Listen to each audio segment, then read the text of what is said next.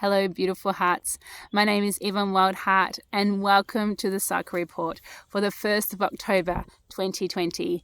I come to you from Djerridurra Wurrung country in Central Highlands, Victoria, Australia, in the Southern Hemisphere.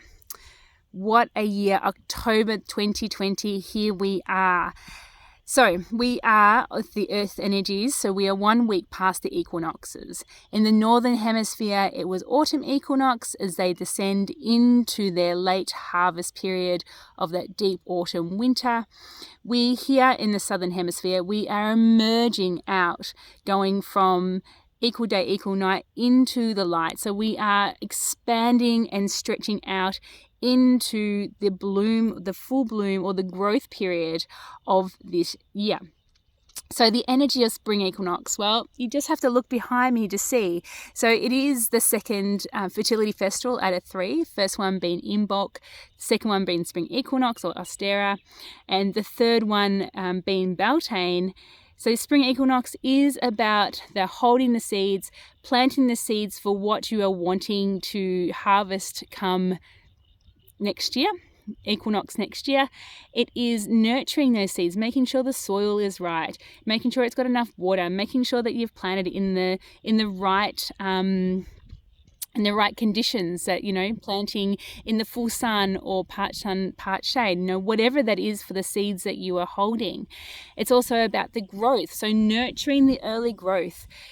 It's also a time of, we're holding these seeds, we're planting them, we're nurturing them, but they're not quite in full bloom yet, or we haven't, the fruit or the harvest is not ready yet, but it's certainly the full potential of it. It is the time of the goddess of Ostara, which we don't really know about too much, but she's a German goddess who is about the fertility. And also, as I mentioned a couple of weeks ago in the cycle report back in the new moon, it's also about the goddess Persephone, who goes into the underworld through her rites of passage into womanhood.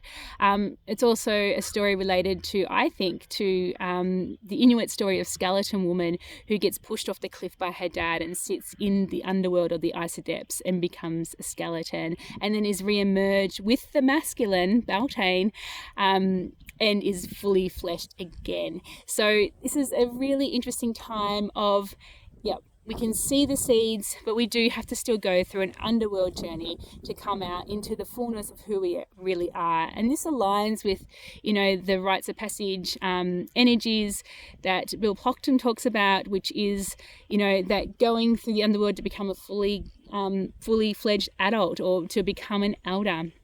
It is the hero's journey that, you have to go through. And this is, I feel it's almost at every single point of the wheel.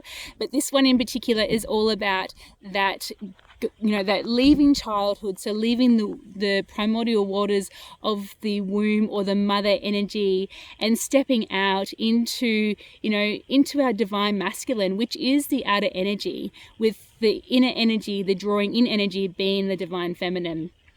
So, it's the balance between the masculine and the feminine as we move into the more masculine type energies of the outer realm, the outer world. And here I am, and you think of the plants and the flowers that are emerging, and they're sort of going, oh, here I am, I'm here in the world, and I'm here to do whatever I'm here to do.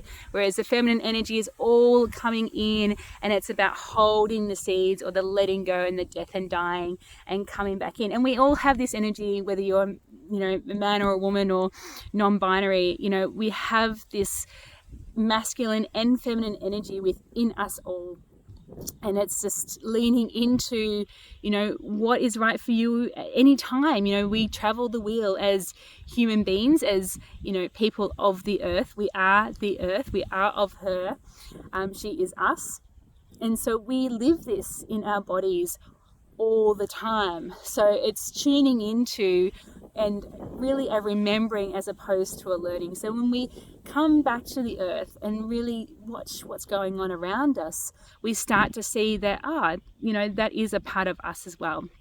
So going back to spring equinox, so it is also the time, is the goddesses that I just mentioned, but also the gods. So the gods at this time is like Loki and the trickster or the fool in a tarot, it's like, yep, you've got this seeds, or you've got this, like, for example, like a really cool practical example of this, a couple of weeks ago we had this beautiful warm weather, and we thought as a family that, oh yeah, winter's done, we don't need to collect any more wood anymore.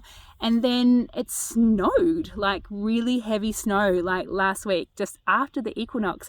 So, and my daughter and I were saying, oh, this is Loki's here, being the trickster energy that he is. It's like, haha, you thought that you were going to be warm, but no, I'm sorry.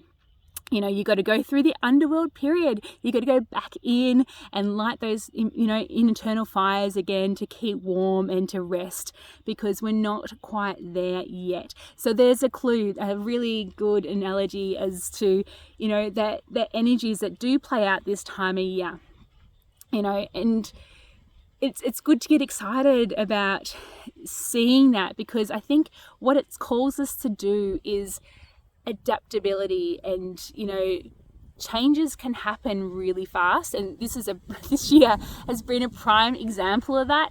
So it's like, okay, here's something, it's gone, and it's something different now, and how quickly can you adapt with the new energies, and take that. And that's a part of the learning to become an adult, that you can adapt to change quickly, and while keeping yourself really grounded, and not having that child energy that can be taken off, and still very air element.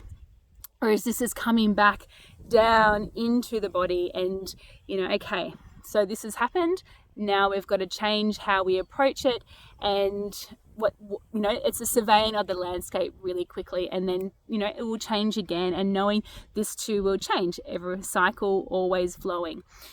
So that is the spring equinox, and here a couple of weeks after. So as we sit here today, also we sit under a full moon, the glorious full moon in her full illumination. She sits in Aries, which is the spark, the ignition, and it's you got the sun, which is fully shining his magic onto the moon in her fullest. She's fully shining. So the moon represents our internal world. So it's like the full illumination of the hidden realms, of the internal, of the feminine energy.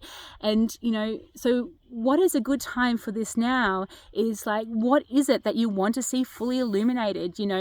For example, one of my full moon prayers was, I want to, I give great thanks for full illumination of how to be deeply rooted and grounded and still live a blessed and magical life. So, it's like this full illumination of what you want to see, so you can then shift and change and make decisions based around that. So, watch this space, the moon energy, especially those who are not bleeding women, this is your dominant energy, whereas the menstrual cycle is the dominant energy for bleeding women. So, but it still doesn't mean it doesn't affect it. It does. It just is another energy to add into your whole, perspective of what is actually going on for you, your terrain and landscape. So, for example, I've just passed my bleeding, so I am day 4. So in this full illumination space of the moon, it's like the full illumination of my internal darkness. Good fun. Yep.